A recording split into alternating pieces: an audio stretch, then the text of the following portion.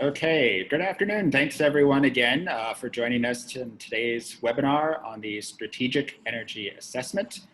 My name is Sam Denisty. I'm the program manager here with Renew. I'm going to be turning it over in a moment to my colleague Michael Vickerman, and he'll take us through the assessment. But first, I'd like to briefly go over the format and some of the ground rules for the webinar. First, I'd like to ask everyone to keep themselves muted throughout the presentation to curb any background noise and so that everyone can hear clearly. There are a lot of people on this call, so I'm asking that everyone also keep their video cameras off as well to help conserve bandwidth, at least for the main part of the presentation. During the Q&A part, you can certainly turn those cameras back on.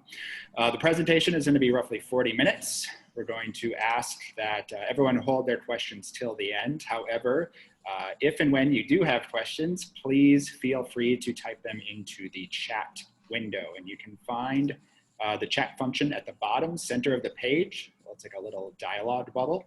You can press that icon and then type in your question throughout the presentation at any point.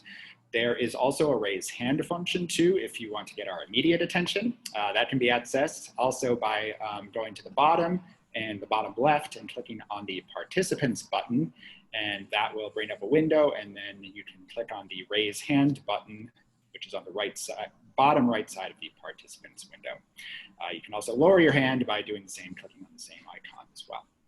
Finally, this webinar is being recorded, so please keep that in mind. And with that, I am now going to hand the presentation over to Michael Vickerman. So Michael, take it away. Thank you so much, Sam. Hopefully everybody can hear me well. It is my pleasure to be able to spend an hour with you on the Strategic Energy Assessment. Let me just start by saying how we hit upon the idea of a webinar for this document. So the document came out in early June, and I read through it, and quite frankly, I was a little aghast by how thin it was.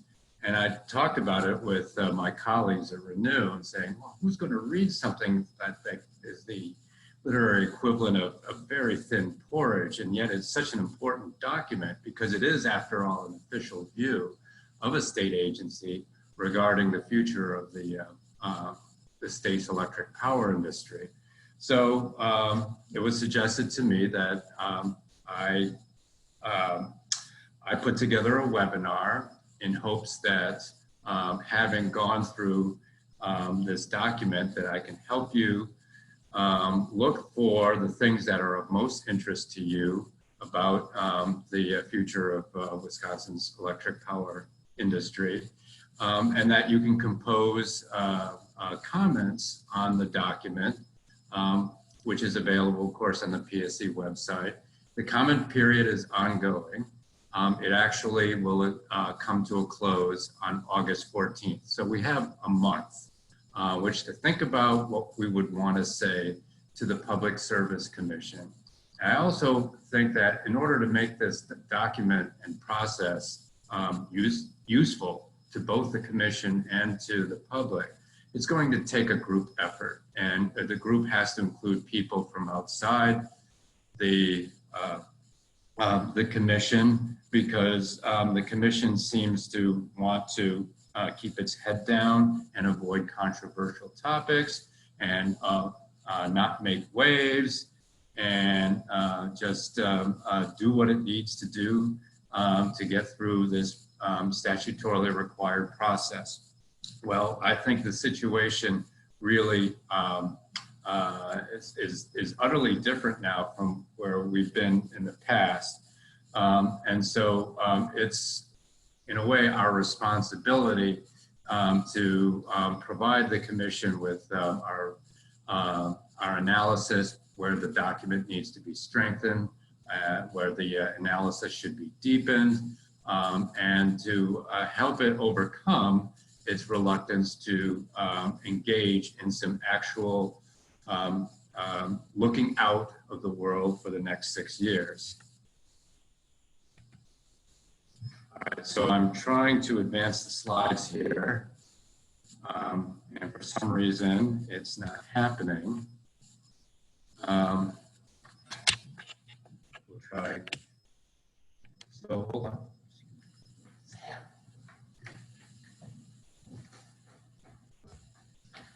A little technical difficulty. Why aren't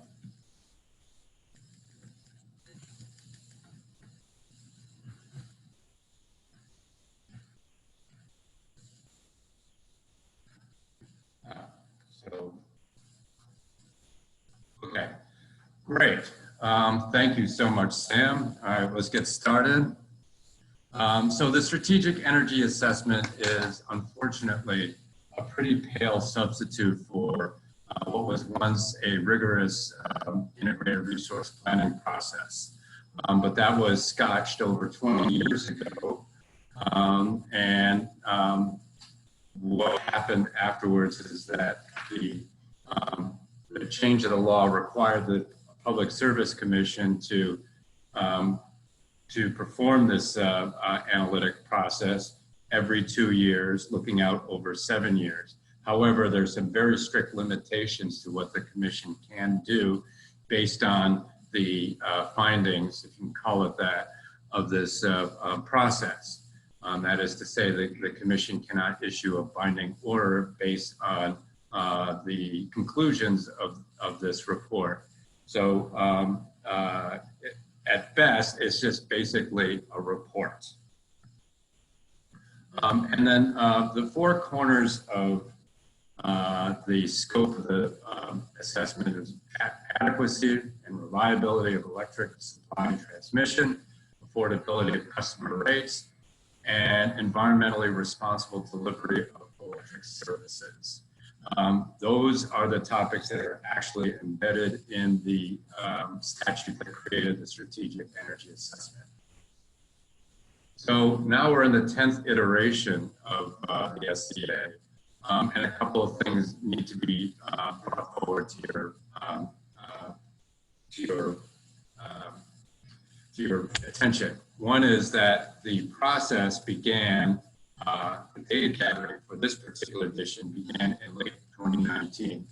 And data gathering basically consists of data requests issued by PSC staff to the utilities.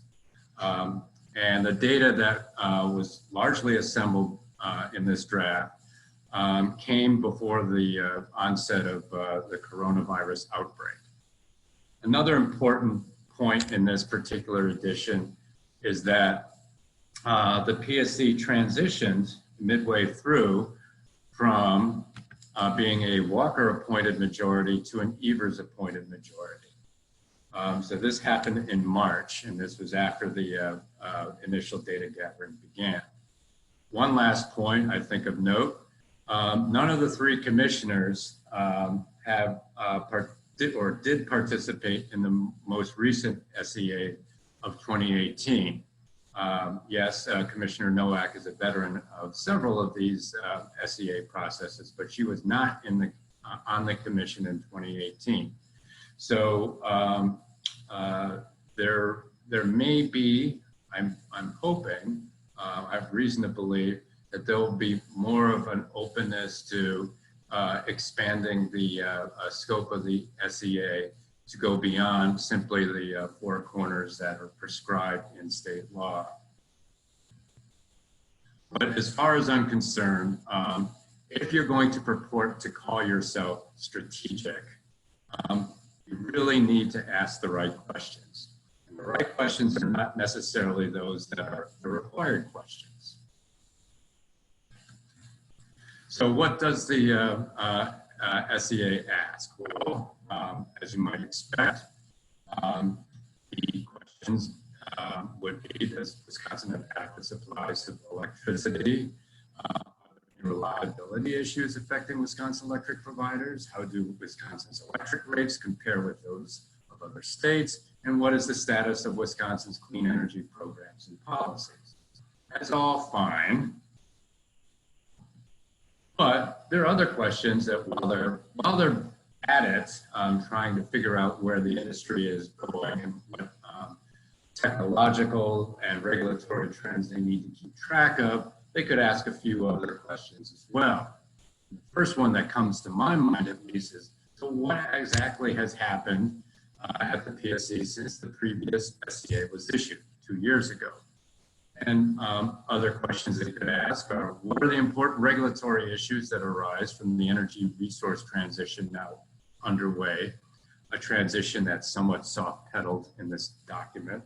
Are there regulatory developments and supply innovations occurring in neighboring states that may be relevant to the Wisconsin electric industry? For example, what's going on with community solar? Have other states updated their interconnection codes? And then last, are there significant customer local government initiatives that are affecting utility supply decisions? So let's start by just inventorying key concepts and broad issues that are just not brought up in the report's 76 pages. Climate change, for example, public health impacts from generation, stranded assets, third-party financing, decentralized grid, building electrification, net zero energy. This is not an exhaustive list, but you get the point. Certain policies are just unmentioned, such as the Energy Priorities Law, PSC 119 interconnection rules, as it might apply to distributed generation. For some reason, not at all referenced. State and local government actions are also missing in action. For example, Governor Evers' Executive Order 38, which established the Office of Clean Sustainability and Clean Energy, and the state goal of achieving a clean energy, basically no net zero carbon emissions by 2050, utterly unmentioned. And clean energy commitments by other entities, including local governments.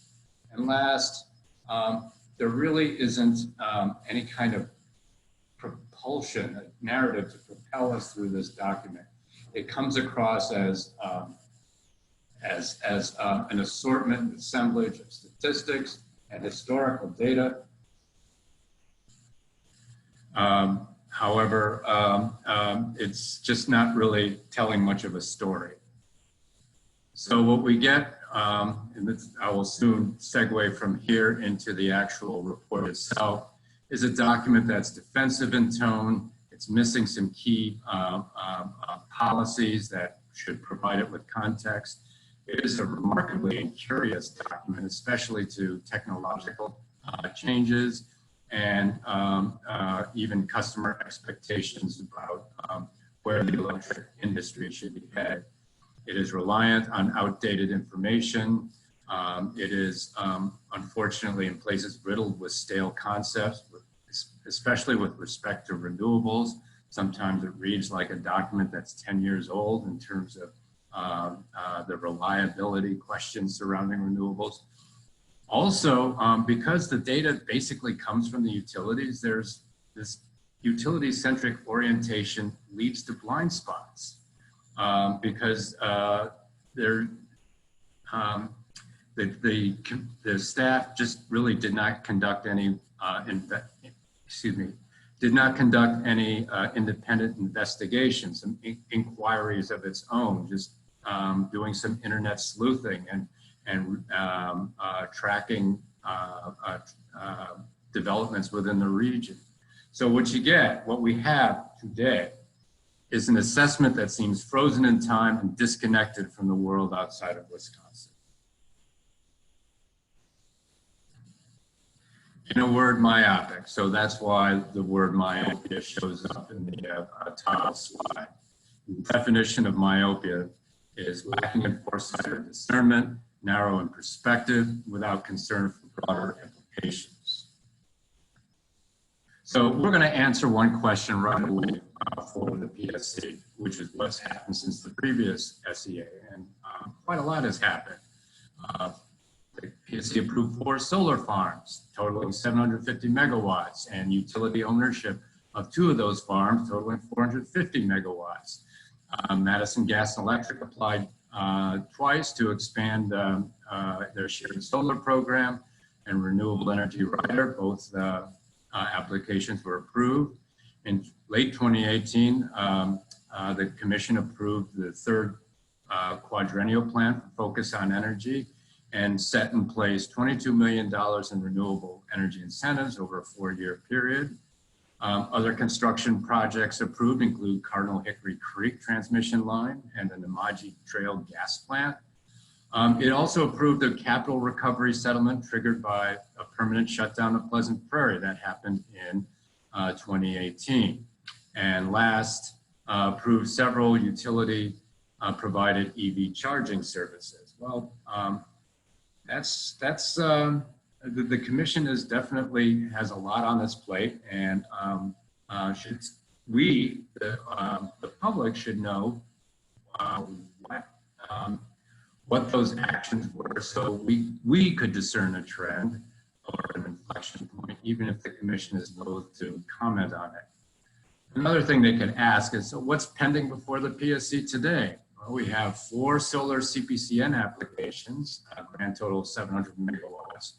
We have, which was filed in late May, an application from Alliant Energy to acquire 675 megawatts of solar generation from 6 solar farms in Wisconsin.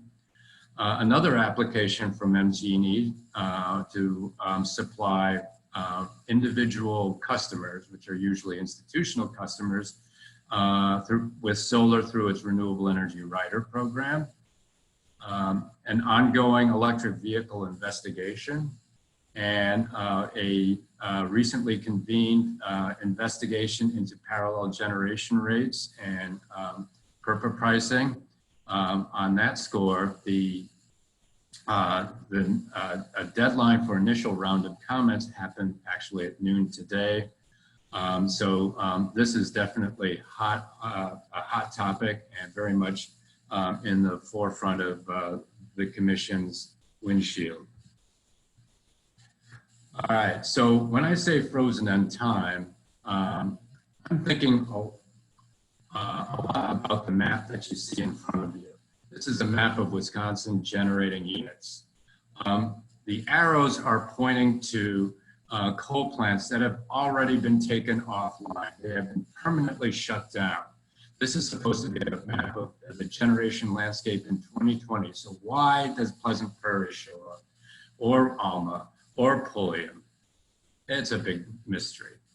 Second, there are no solar farms depicted. Now, the solar farms, individual solar farms, do not equal 10 megawatts, but combined, they're over 30 megawatts, and somehow they should be depicted in visual form. And last, and this is also really quite annoying, there's quite a lot of out-of-state generation supplying Wisconsin's electric providers, mostly in the form of wind farms in states to the south and west of Wisconsin. However, they do not show up here. So we created some maps to indicate the locations of the solar farms that have been built to date. All but maybe one of those dots are in operation now. Some of them are utility shared solar projects. Some of them are components of the Butter Solar portfolio, serving a number of customers with renewable energy credits and several municipal utilities in western Wisconsin. And then there's the Dairyland Power Cooperative solar portfolio, which has at least a dozen solar farms. So it'd be nice to convey to the public where the solar investments have taken place thus far. And there, as I said, there are about 35 megawatts of capacity represented in these dots. So we also created a map of the wind farms serving Wisconsin utilities and electric providers. And what's really interesting about that, okay, is more than half of the wind capacity in that is flowing through the utilities bloodstream is originating in plants from out of state. So the public should know that that the region is contributing to Wisconsin's clean energy portfolio as well. Here's a map, a pie chart where that shows the resource mix of Wisconsin's electricity 2 years ago. And so you see that coal is at that time accounted for almost half of the resource mix in Wisconsin. And so when you add the coal with the natural gas, 27%, 75% of the generation that's flowing through. It's not working. Sorry. Okay. 75% of the generation flowing through, flowing to customers is coming from fossil fuels. So that 48% doesn't represent, that does represent Pleasant Prairie, which has since gone offline. So that was such a large plant. The number today is closer to 40%. All right, so the commission, the draft assessment says increased deployment of natural gas and zero carbon energy resources have been influenced by environmental considerations as well as declining prices. True enough. Then concludes by saying, while Wisconsin electric providers have spent more than $3 billion on emission control projects since 2000, no such projects are currently in progress or planned for future years. Well, that's all true. It's a nice, safe historical perspective. But what does that mean for existing coal-fired power plants? They're not going to be upgraded or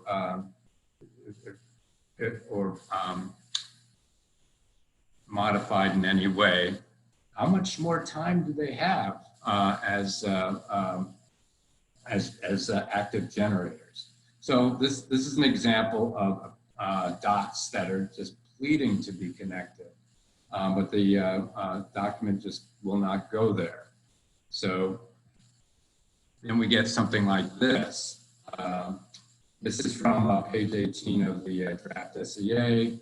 This compares megawatt hours from 2018 with the forecast for 2026. And what you see here is a couple of things. One is that we're already, in terms of coal, we're already at the orange bar because of the retirement of Pleasant Prairie. Another, I think, noteworthy attribute of this is that the document does not foresee any appreciable increase in wind power capacity. And all of the renewable energy capacity that will be increased between now and 2026 will come from solar. So that's where the anticipated growth comes from. So as I said, we are pretty much where the orange bar is. But that doesn't take into account the fact that there are a number of coal plants in the state of Wisconsin that are just not, they're not baseload plants anymore. So the capacity factors you see here are compiled from monthly fuel reports, which are available to the public. And that's, we're looking at the 4 units of South Oak Creek and Edgewater 5. Now, last month, Alliant Energy announced that it planned to close Edgewater 5 in late 2022. So now that's going to be entered into the body of the SEA. But there's no retirement date set for South Oak Creek. That's almost 1,200 megawatts of capacity represented in those 4 plants. And so before you cut in and say, but the coronavirus happened, isn't this really a reflection of the reduced demand for electricity because of the pandemic? And I would point out that if you look at the row indicating March, 4 of the 5 units were offline and offline for the entire month, meaning that they were offline on March 1st. And therefore, that was a situation before the onset of COVID-19 started having an effect on the state, and lockdowns and shelter-in-place orders were issued. So it's clear now that both South Oak Creek and Edgewater 5 have become basically seasonal plants and that are not operated during the shoulder season. So South Oak Creek is clearly ready to be retired. So the SEA could have asked, is there enough solar under development to fill the capacity hole created by shutting down additional coal plants like Edgewater and like South Oak Creek? Now, let's take a look.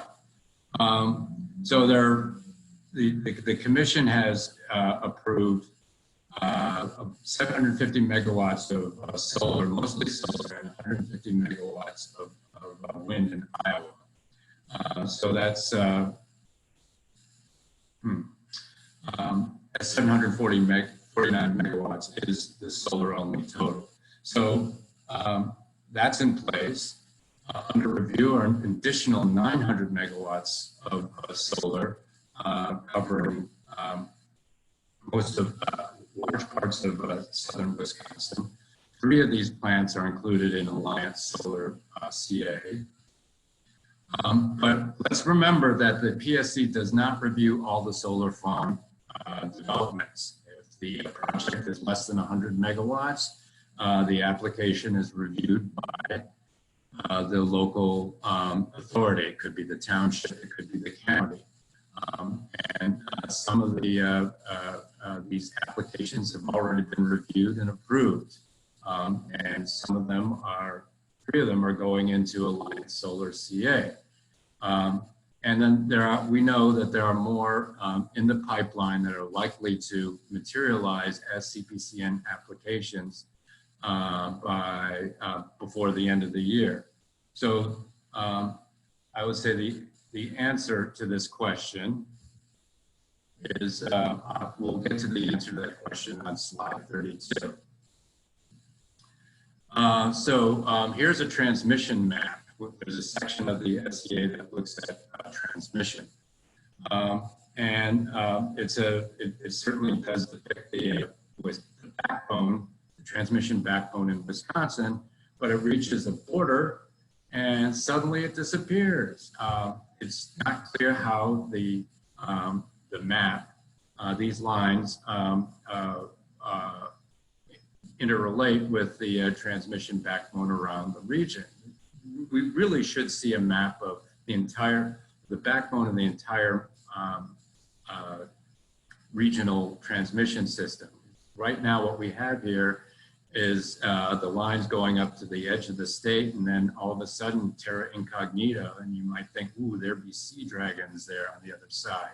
Something, but it's not particularly meaningful without the connections to neighboring states. All right, so let's take a look.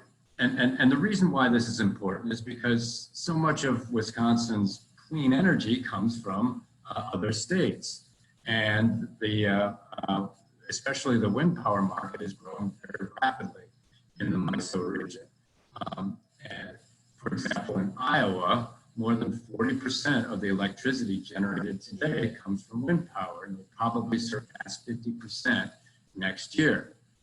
So this growth is lowering wholesale electricity prices in the region, and it is clearly influencing the transmission planning undertaken by MISO. This should be highlighted in the SEA, but sadly it is not.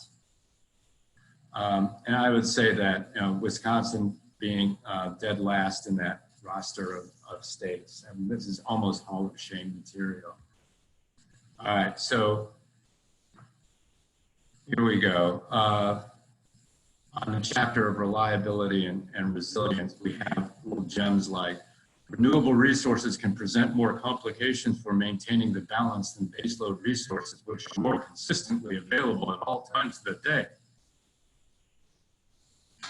Baseload resources like South Oak Creek and Edgewater, what were once baseload resources are becoming increasingly just the marginal sources of energy during higher demand periods.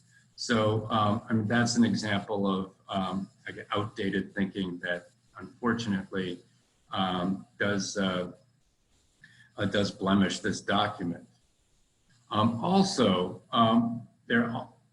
the spread of renewable energy, clean energy, is widely disparate depending on the utility, depending on the part of the state you're in. So whereas Xcel Energy has close to 25% renewables, actually more than that now, in the eastern part of the state, that number is closer to 5%. So we're nowhere near having to model renewable generation thresholds of 30%, 40%. We're talking about WEPCO territory here. So the document contains a 2018 sales forecast, 2018 sales numbers. You can get 2019 sales numbers if you go to the Renewable Portfolio Standard docket. Every year, the Commission assesses whether utilities are in compliance with the Renewable Portfolio Standard. So they have to have a statewide number in which to gauge a compliance. So in 2019, the totals were 69 million and change megawatt hours, which is a 2% reduction from the 2018 number, which was almost 71 million megawatt hours for the year. So clearly, loads are not growing, and basically the totals today are not much different from the totals of 2008 and 2009. So moving along, there's a slide that looks at focus on energy, historical budgets and anticipated budgets from 2018 to 2026. I want you to note that the program revenues are going to decline sharply this year and are expected to remain pretty much at the same level. This data does not reflect the possibility of lower sales from the coronavirus pandemic. By the way, the Commission is forecasting load growth of 0.4% a year, not even half of 1% per year. So that would also factor into the relatively flat projections of the focus on energy budget going forward. However, that was a helpful slide in that respect. However, when it comes to energy efficiency, the Commission's discussion basically it's totally bounded by focus on energy. And it turns a blind eye to trends and initiatives occurring elsewhere in neighboring states and also on the coasts. And this is unfortunately a problem in this document because without a more trained eye and a harder assessment of what efficiency gains and conservation measures could achieve in terms of lowering sales and emissions reductions. What we see then is projections that are largely unaffected by energy efficiency activities. That is unfortunate. All right, so a couple of weeks ago, the Public Service Commission completed its 2019 review of utility compliance of the Renewable Portfolio Standard. The pie chart on the left was updated to reflect the most recent year numbers. As you can see, there more renewable energy that flows through the utilities bloodstream comes from out-of-state sources than in-state sources. But there are other things to point out as well. That renewable energy supplies have remained largely constant since 2013. There's been almost no growth in renewable energy generation since 2013, so that's a 7-year period. And there's a huge disparity among individual utilities in terms of supplying themselves with renewable generation. Northern States Power is close to 25%, which is, by the way, a system-wide number, not just simply the number in their Wisconsin affiliate. And then there are a couple of other electric providers that are above the 10% number. And then there are two utilities that make up more than half the state, WPS and WEPCO, that are lagging significantly behind the other utilities. And they pulled down the statewide average to 10.7%. This is RPS compliant electricity only. So again, that disparity matters because Xcel seems to have little trouble integrating renewables into its utility operations. And you can see that in terms of penetration, WPS and WEPCO have a long ways to go to get to where Northern States Power is today. All right, so I included this slide to give you an idea of how many megawatts of utility scale solar capacity results in 1% of the state's total electricity sales. So we have Badger Hollow, 300 megawatts, Two Creeks, 150 megawatts, and the other solar farms going, and the addition of those 5 projects to the statewide energy supplies raises the renewable content from 10.8% to 13%. So we can extrapolate from that it takes about 350 megawatts of utility scale solar generation. We're talking about large farms on single axis trackers to produce 1% of Wisconsin electricity sales at present levels. But over the planning period, if solar capacity increases by anywhere from 300 to 600 megawatts annually, by the end of 2026, Wisconsin should have more than 3,000 megawatts of solar in operation, assuming a midpoint of about 450 megawatts added each year. And so that answers the question that was asked before in this presentation. Do we have enough solar capacity in the queue to fill the capacity holes from coal plants that are likely to be retired over the next 5 years? I think the answer is clearly yes. All right, so this is another one of these blind spots in the commission report. So the chart on the left shows how much community solar capacity has been added in Wisconsin over the last 3 years. And practically gushes with the fact that the increase over the last 3 years is 87%, bringing the total this year to about a little over 7 megawatts. But over in Minnesota, across the Mississippi River, the nation's strongest community solar law has leveraged almost 700 megawatts of community solar, which is, these are projects developed by third parties and acquired by Xcel to supply subscribing customers. And that's 2 orders of magnitude more than what we have in Wisconsin.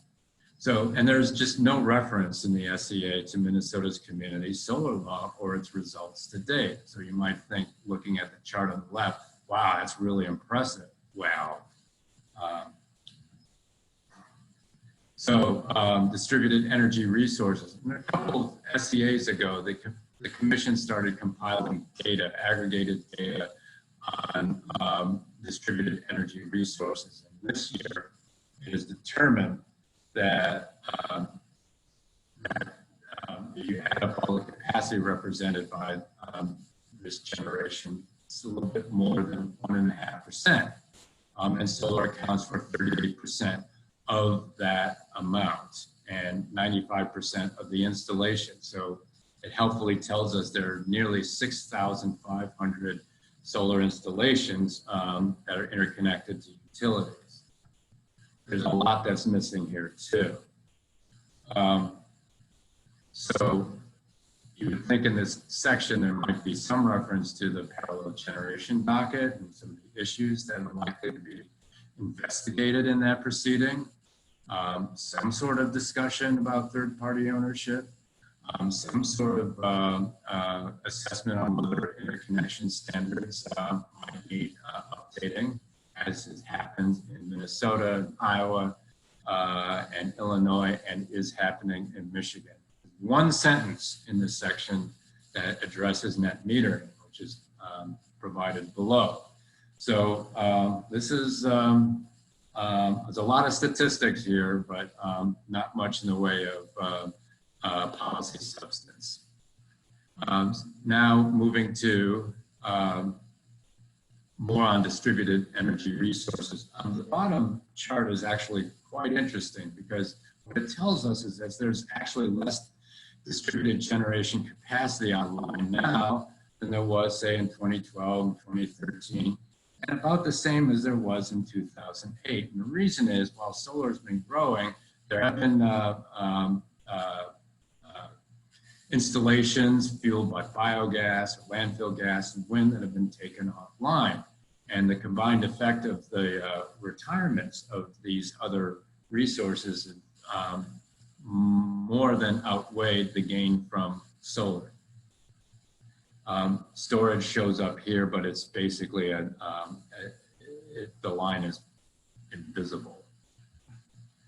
All right, so there is a section on electric vehicles, and by comparison, this is a rather robust discussion in here because their policy options are presented, at least as gathered through the comments in the investigative docket. However, again, it just looks at what Wisconsin stakeholders have provided by way of commentary. It does not look at other states. It is, ironically, the only place in the SEA where third-party ownership is referenced, and it's about the third-party ownership of public EV charging stations. All right, so here is the final chapter of the draft SEA. The chart tells us, if you look at the two bars on the left, Wisconsin's emissions from power plants exceeds the national average. So it's quite right to concentrate on policies and decisions that affect power plants. That will be the largest source of emissions reduction going forward. That much is clear.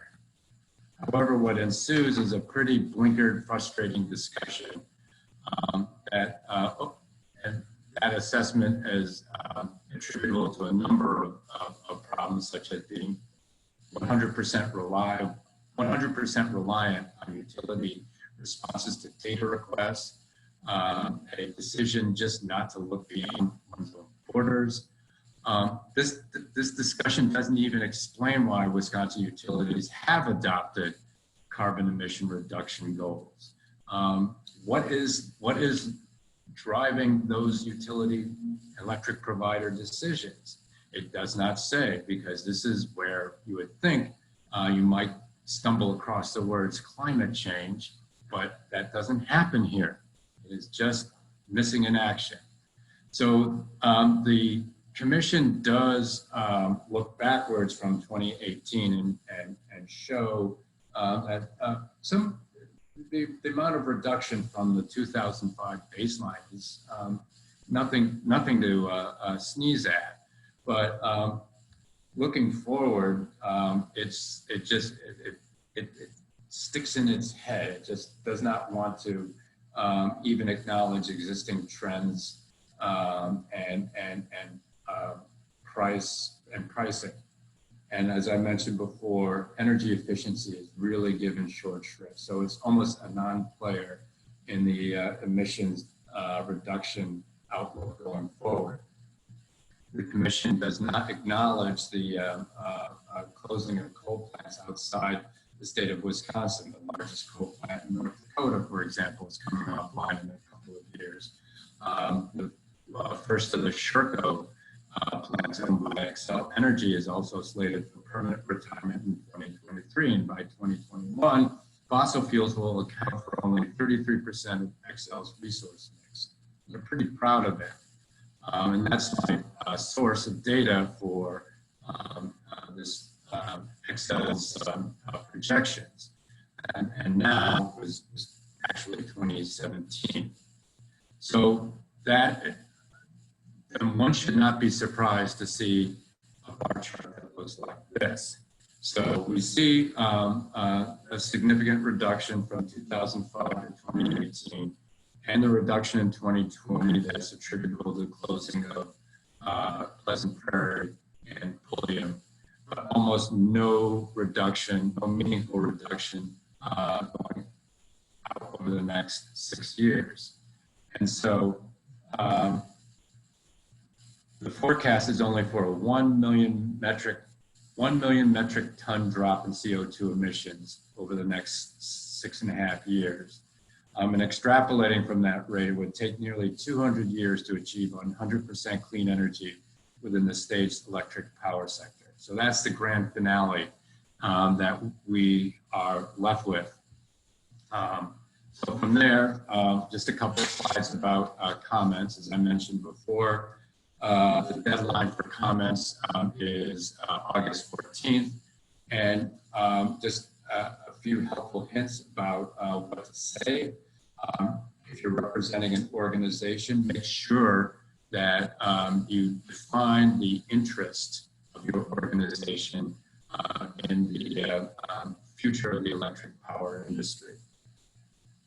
And then, of course, proceed there to what you find noteworthy about the SEA. For example, if you're a representative of 350.org, you might say, what?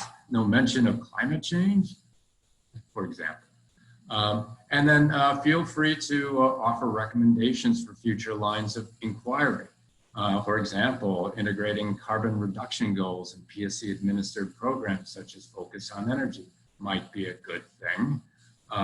We're sort of transitioning towards a world in which progress is measured by a million metric tons of CO2 removed from the atmosphere.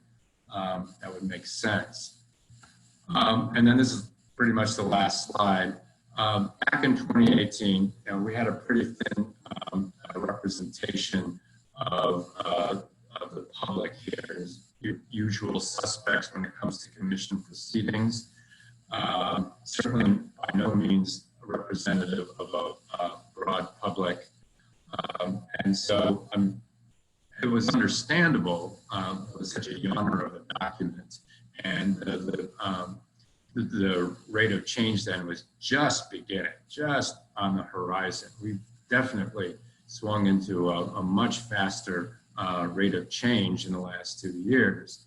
And so what we would suggest is that, first of all, the commission will be more engaged in this year's product because this assessment is being conducted in parallel with the work of the Climate Change Task Force and the Office of Sustainability and Clean Energy.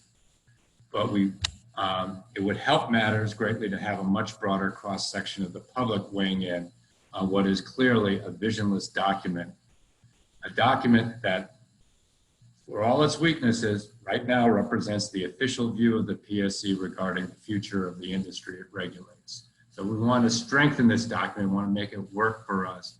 We're going to have to do a little bit of the heavy lifting ourselves.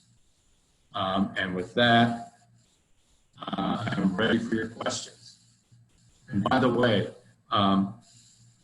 there's no hard stop at 4 o'clock. I'm happy to stay on the line as long as people have questions or want to engage in some aspect of this document.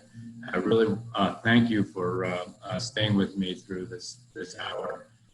And hopefully what I've presented will save you some work and a few migraine headaches along the way. Okay, thanks, Michael. I'm going to start turning it over to some questions here. Excuse me. First question we have is from Kathy, and that is, if the PSC can't issue orders based on the SEA, how does it influence policy and does it matter? That's a good question.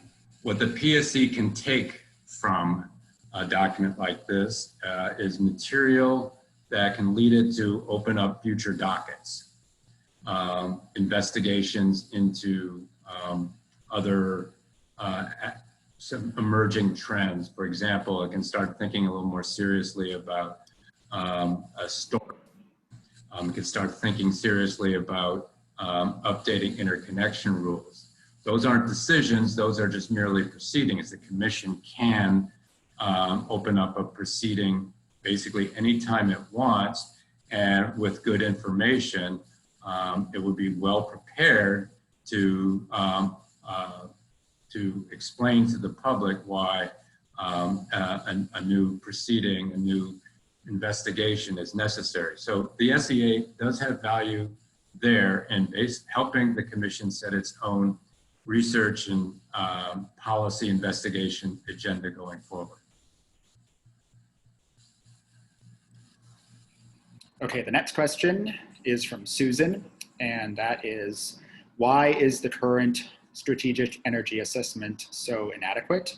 Such information can help us better understand the context in which any comments we make will be received. Also a very good question. First of all, the SEA is following a template that was established in the beginning and through the Walker years.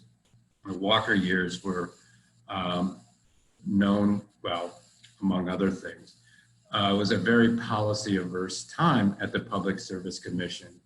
The commission did not want to investigate things because the utilities did not want them to do that. So the commission then sort of tucked in its windshield. It reduced its field of vision. It looked neither right nor left. And with probably the objective of the less that's told, the less it leads to public demands or public desires or aspirations for a change in policy at the commission. So little information actually serves that particular purpose, but that is the template that the current commission has inherited, and it is certainly time to change that template. Okay, the next question is based off of the slide. I think it's the slide before the community solar. So if you can go back, Michael, maybe a few slides.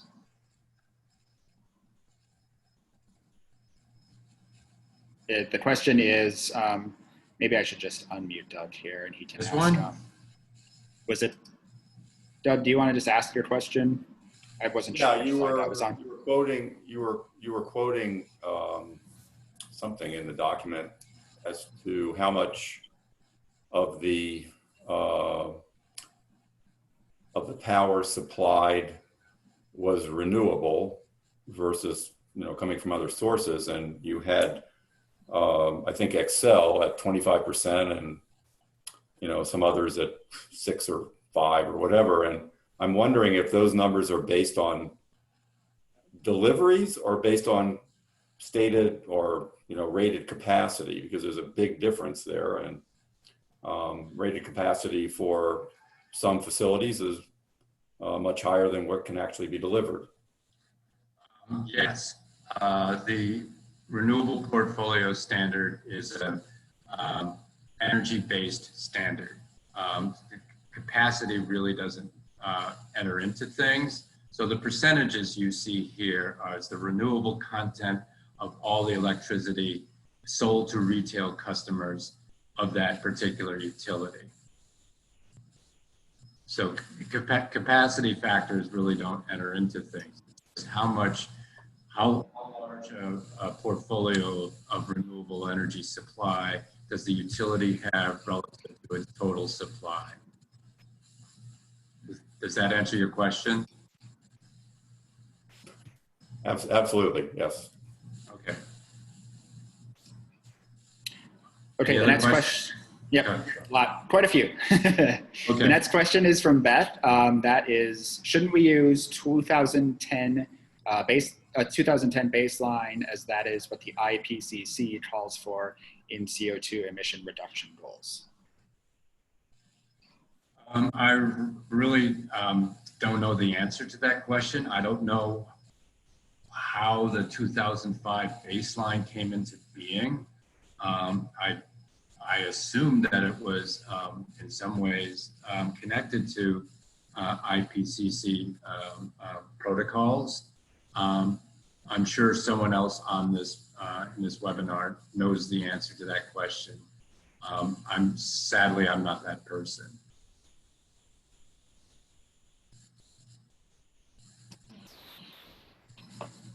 Okay, the next question is from Michael. What staff are writing the SEA, and would it be worth meeting with them to get more background on why we got what we got in the draft SEA? The lead author of this document is Joe Fontaine. Well, I'm not sure if he's the lead author. He is basically the staff manager of the draft. Would it be worth it to talk to him? I would say that what staff like Joe Fontaine and others really need more than anything else is direction from the commission. And so when we are providing our comments to the to this document, we are hoping that the commission will read those comments and take them to heart, and then have conversations with staff about how they can go about improving this document. And then from there, maybe when the 2022 assessment is initiative, it'll start at a much deeper and broader understanding and discussion of the power industry sector than what the current iteration started with. The current iterations basically followed in just about every little detail the previous assessments that proceeded during the Walker years. Okay, the next question is from Don. How will the PSC's potential study for focus on energy affect the 2026 assessment? That's a good question. The SEA does reference the potential study in passing. It kind of depends on what technologies that are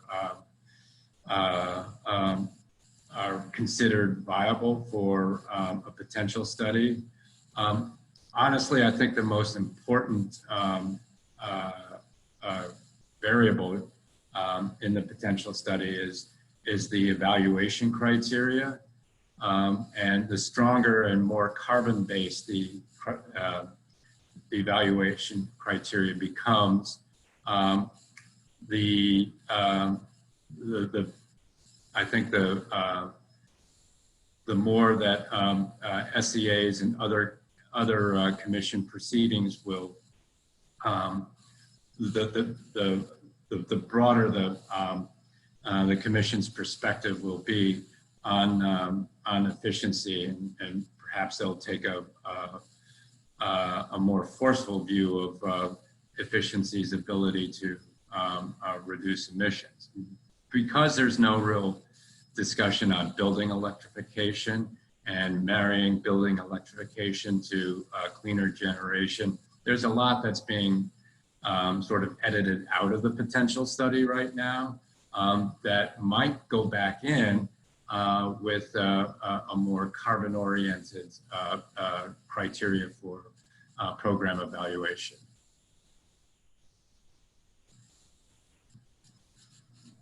Michael, you've also had several questions of if we can send the PowerPoint presentation out to the participants today. Yes. So when we put the PowerPoint, this particular PowerPoint on our website, which will probably happen this Thursday. We'll send a link to that to all those who sat in and listened to this webinar. So, we will take care of notifying you of the fact that when it goes online, we'll let you know. Okay, the next question is from Daniel. It says, apparently the PSC is not expected to be responsive to Governor Evers' renewable energy goals. Do we know if the governor expects the PSC to be more responsive once the climate task force goals are derived? That's a rather interesting political calculus there. To approach that question, one should look at state governments and divide it between agencies or institutions that the governor controls in one way or another versus those that it doesn't. So the Climate Change Task Force is looking at recommendations that will flow to the PSC and to the legislature. The governor doesn't control the legislature at all, and there's a pretty deep and broad fault line that runs between the two.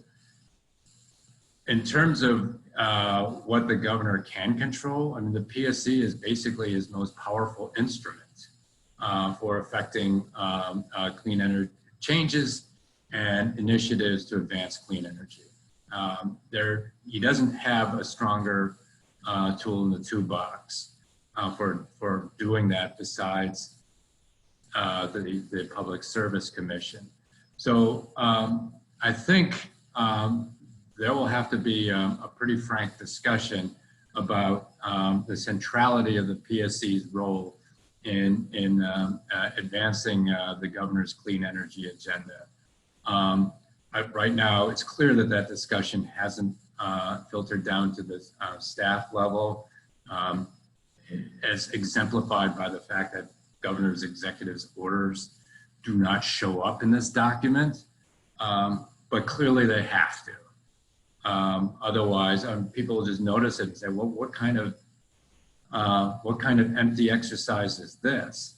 So it's a discussion that will, I think, kind of reach build to a crescendo in the fall, and we'll see what happens there. But the comments that are elicited in this proceeding will influence the outcome of that discussion, in my personal opinion.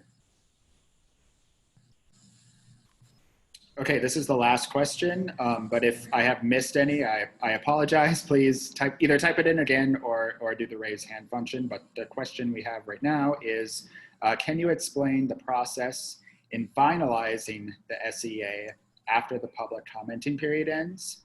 Is there any hearing that takes place or anything where Renew testifies? Yes, I should have mentioned at the outset that there is a public hearing scheduled. It'll probably be virtual, that will precede the deadline, the filing deadline for comments. So that's it, basically. There's no hearing that happens after the comments are filed.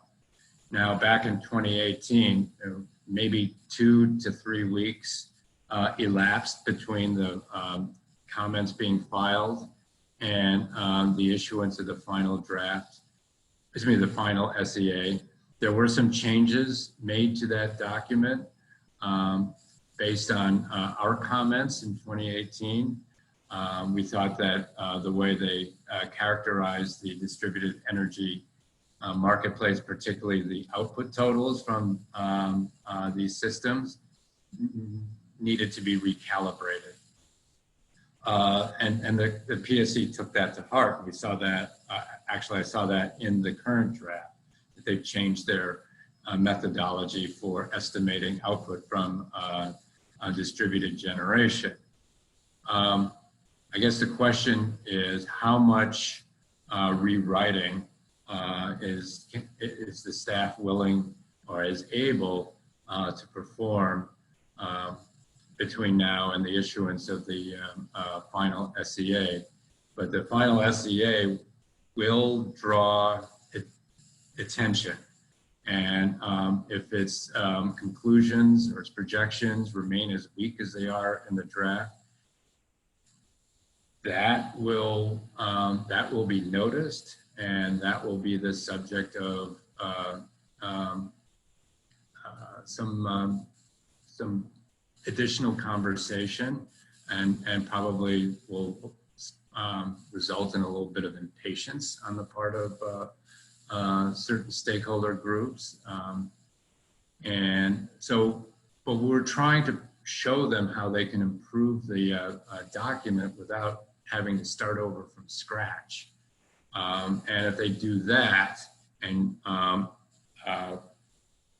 come up with a more aggressive projection for emissions reductions, and maybe incorporate some policies in the discussion that don't appear today, maybe that will be satisfactory.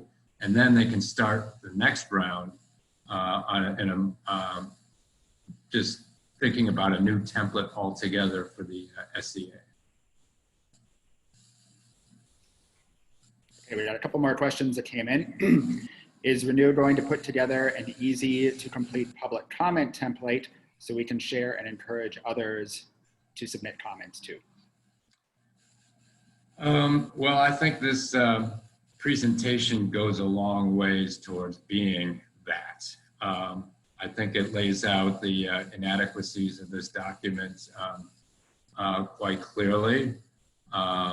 It also shows where, I mean, it's not a complete dissection and deconstruction of the draft SEA, but there are places where one can look to for a differing perspective. I think basically the talking points are pretty much laid out already in this presentation. We will probably post our comments a couple of days before the deadline. There's no reason for waiting to the last minute for filing comments. You can post comments a week before, 2 weeks before, and it's our intention actually to submit our comments certainly a couple of days before the August 14th deadline. So you can certainly crib from that. But I think we have taken you a long ways where you need to be to address the shortcomings of this document with authority. Okay, the next question is, is the current PSC leadership susceptible to our citing comparisons with other states that make clear how behind Wisconsin is? That is, in your opinion, would this type of comment be productive? I think if you were to look at the comments that were filed today in the parallel generation docket, I think the answer would be fairly unambiguous, because, and we're not talking about leadership in the PSC here. We're just talking about what has happened over the last 10 years that has put Wisconsin behind the 8 ball when it comes to distributed generation policies and practices. So you can start with there, and actually that's a good place for in addressing the previous question to that. They want to look for talking points. They should go into that docket 5 EI 157. But anyway, outside of utility scale solar, Wisconsin clearly is lagging behind. And utility scale solar, actually, Wisconsin's doing pretty well. It needs to do better. Also, there is the issue of how clean the generation is becoming in the region, particularly in the states west of here. what else can Wisconsin electric providers do to access that power? And in doing so, reduce the emission level that's directly attributable to their contracts, generating plants, and sales. So, yeah, there's plenty of information ammunition that a comment like that can avail itself of going forward. All right, next question is, what is the timing of the environmental assessment? Does that follow finalization of the SEA? I believe the environmental assessment happens before the SEA is finalized. I don't know how important the environmental assessment is actually in the end. Basically, one reaches for the report, the final report, and the supporting material. It may be helpful for staff, but I don't think it's particularly helpful to the public. Okay, and we have one last question, and that is, what are the chances on requiring IRPs in 2 years? Changing the SEA model back to IRPs that focus on in-state investments and IOU decarbonization, much like Minnesota is doing. So it's a question that has to involve just a little bit of historical perspective. When I started out at Renew, IRP was basically treated as gospel here, and the state administered a very rigorous IRP process. My baptism under fire happened during Advanced Plan 6.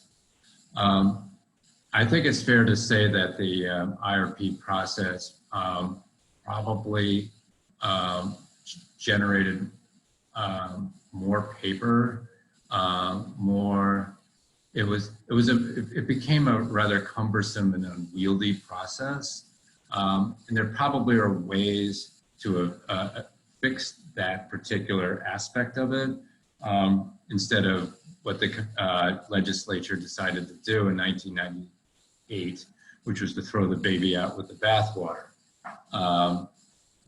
But going forward, if we were to pursue a sort of a stripped down IRP process, the thing to remember is that it would require approval by the legislature. And I just don't see that happening in the next 2 years. This is a legislature that really doesn't want to take much action on matters pertaining to the electric power industry. They're in general rather averse towards planning and projecting different futures. So I think the chances of IRP being reinstated in Wisconsin in whatever form are exceedingly remote.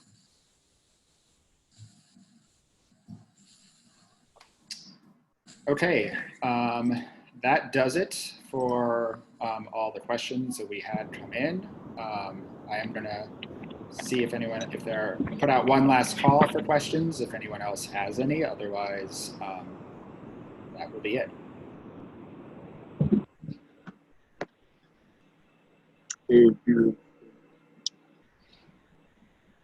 Well, thank you very much, all of you. I appreciate spending this hour with you. And feel free to send emails to me with any follow-up questions based on this. And as I said before, we'll have the presentation up on our website before the end of the week.